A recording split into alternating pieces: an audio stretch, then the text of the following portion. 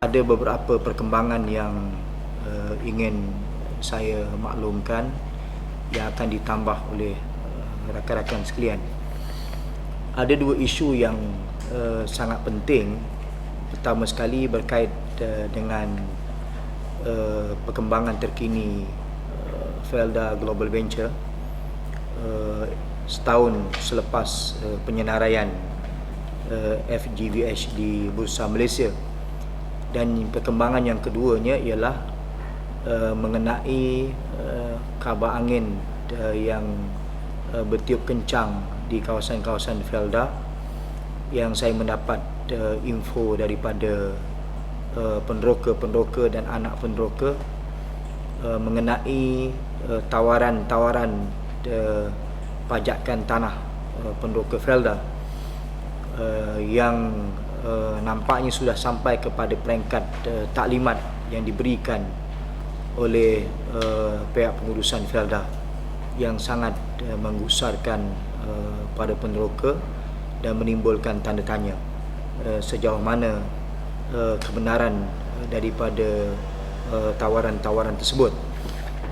Jadi saya ingin menyentuh terlebih dahulu mengenai isu ini sebelum nanti Dr. Rosli dan rakan-rakan akan memberikan maklumat lebih lanjut perkembangan Felda Global Venture.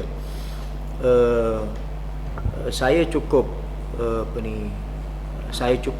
bimbang meskipun tawaran pajakan tanah 30 tahun yang dikemukakan kepada penderoka belum ada hitam putih sampai hari ini. Tetapi laporan yang saya terima antaranya daripada para penderoka di Felda Kemang 1 yang memaklumkan kepada saya taklimat telah diberikan oleh pengarah Jabatan Sumber Manusia yang dibuat di Dewan JKK Felda Kemang 1, di mana Felda menawarkan kepada penderoka dalam bentuk lamsam RM500,000 sekiranya penderoka bersetuju untuk memajakkan tanah mereka 10 hektar itu untuk tempoh 30 tahun, atau dengan kata lain satu musim lah. Cara pembayarannya ialah, oleh kerana penderoka Felda Kemang 1 tu dia tanah dia 14 hektar, dia bayar RM5,000 sebulan. Yang dijanjikan tu RM5,000 sebulan sepanjang 30 tahun. Kemudian dalam bentuk wang tunai RM500,000, RM100,000 itu diberikan kepada penderoka, RM150,000 dicarumkan dalam KPF, Koperasi Permodalan Felda, dan yang selebihnya itu digunakan untuk pengurusan penderoka berkenaan sepanjang 30 tahun. Dan saya juga mendapat maklumat ia berlaku di Felda Sungai Tengi, di Parlimen Hulu Selangor, dan juga di Felda Teluk Timur. Ini antara taklimat-taklimat yang telah diberikan, dan kita mendapat maklum balas sebahagian besar penderokanya bersetuju untuk menyertai tawaran ini. Saya mohon penjelasan daripada Tan Sri Sesamad ataupun daripada pengarah besar Datuk Faizul Ahmad, benarkah tawaran ini wujud dan dibuat oleh pentadbiran Felda ni? Sebab kita tidak ada sebarang hitam putih, melainkan daripada ini aduan yang dibuat oleh penderoka Felda secara lisan. Jadi kita minta dari penjelasan daripada Isa Samad dan juga Faizul Ahmad tentang kebenaran dakwaan yang dibuat oleh penderoka. Saya menerima maklumat daripada penderoka-penderoka yang telah diberikan taklimat. Alasan yang dikemukakan oleh pentadbiran Felda ialah, dia kata selama ini ada kebun-kebun pendoka yang dipajak kepada orang luar dengan bayaran-bayaran yang tidak munasabah, kata mereka. Artinya wujud individu-individu yang mengambil kesempatan, sama ada di ladang kelapa sawit ataupun di ladang getah, yang pendoka dimanipulate, yang mereka tidak mendapat bayaran yang setimpal. Itu hujah mereka. Suka saya nak jelaskan di sini bahawa daripada 112,635 orang penderoka, hanya 17,796 orang penderoka sahaja yang mengusahakan kebun mereka secara persendirian. Dengan erti kata lain, mereka ini penderoka yang tidak bersama dengan Felda. Manakala selebihnya, lebih daripada 94,000 penderoka adalah merupakan kelompok penderoka yang bersama dengan Felda. Artinya, bila bersama dengan Felda, mereka ini di-manage atau diurus oleh anak syarikat yang dikenali dengan nama Teknoplan Sdn Bhd. Teknoplan inilah anak syarikat yang dipertanggungjawabkan untuk menyelenggara kebun-kebun pendoka sampailah kepada proses tanam semula. Okay. Kalaulah pengurusan itu telah dilakukan oleh Teknoplan Sdn Bhd, kenapa pula kebun itu nak dipajak?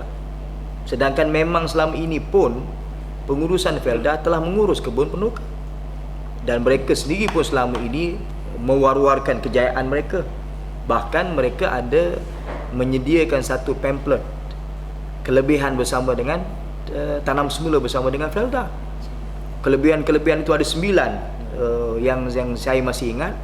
Bagaimana mereka nak pastikan kualiti penjagaan ladang, bahan-bahan pertanian yang digunakan. Bahkan mereka berikan satu keyakinan, sekiranya komoditi sawit atau getah berada di paras yang rendah, mereka akan pastikan pendapatan pendoka tidak terjejas. Artinya apa yang dijanjikan oleh Teknoplan, bagi saya sudah cukup untuk mereka mengurus kebun-kebun pendoka dengan baik. Jadi kalau dah mereka usahakan, mereka laksanakan tugasan itu dengan baik, apa perlunya dipajak? Nak dipajak untuk apa? Walhal pada peringkat-peringkat tertentu, pendapatan pendoka boleh mencapai lebih daripada itu. Jadi kalau pendoka dalam keadaan tertentu boleh mencapai pendapatan lebih daripada 3,000 sebulan, apa rasionalnya kebun pendoka nak dipajak? Sebab itu saya dalam kenyataan pada petang ini sebenarnya merasa curiga. Bukan sahaja curiga, kita bimbang. Ada suatu motif yang tidak dijelaskan kepada pendoka yang mereka buat taklimat. Apa sebenarnya yang mereka hendak dengan memajak kebun pendoka ini? Kalau kita ingatlah pengalaman di kampung-kampung, dia kalau sebut pajak saja, kalau orang bahasa orang kampung ni nak gadai lah, tu bahasa orang kampung lah, kan? Adakah Felda mempunyai niat ke arah itu? Yang strategi mereka, mula-mula mereka pajak, lepas mereka pajak, mereka nak beli kebun pendoka. Jadi kalau inilah tujuan daripada pajakan itu, saya berpendapat bahawa ini sesuatu pengkhianatan kepada orang Melayu. Setelah mereka memajak 367,000 hektar tanah di bawah Felda Global Venture, tanah di bawah Felda Plantation, tiba-tiba hari ini mereka nak ambil pula tanah penderoka yang jumlahnya, kalau 112,635 orang penderoka, hampir 600,000 hektar. Jadi pertama saya minta penjelasan daripada pentadbiran Felda tentang kebenaran dakwaan dan aduan daripada penderoka. Dan kita mendapat maklumat, walaupun ini telah ada dalam perbincangan di peringkat Felda, tetapi katanya belum lagi diangkat di peringkat lembaga pengarah. Jadi kalau ini sampai kepada satu tahap di mana mereka nak bawa benda ni kepada lembaga, ahli lembaga pengarah Felda, bagi saya ini satu lagi tindakan yang sangat jahat, yang menyumbang kepada kehilangan tanah-tanah penderoka. Yang inilah baki yang tinggal selepas mereka dikhianati kerana penyenaraian Felda Global Venture. Ini maklumat dan perkembangan yang terbaru, dan saya juga nak tahu penyenaraian Felda Global Venture yang mengikut data yang dulu dikemukakan oleh Dr. Rosli, kalau harga saham terbitan mereka RM4 berada pada RM4.50, mereka boleh dapat lebih kurang 10 bilion. Seingat saya, kita pun tak dengar sampai sekarang apa yang mereka peroleh itu, bagaimana mekanisme mereka belanjakan wang itu. Sebab saya masih ingat, kalau Facebook yang diwar-warkan sebagai penyenaraian terbesar di dunia, tak lebih daripada 3 bulan mereka dah kemukakan pelan pembangunan operasi syarikat mereka, supaya diketahui oleh semua pemegang saham. Tapi dalam kes Felda Global Venture, kita tak tahu sampai hari dah setahun. Kita ke mana wang itu digunakan, 10 bilion itu. Adakah dibelanjakan untuk membesarkan lagi operasi atau bagaimana?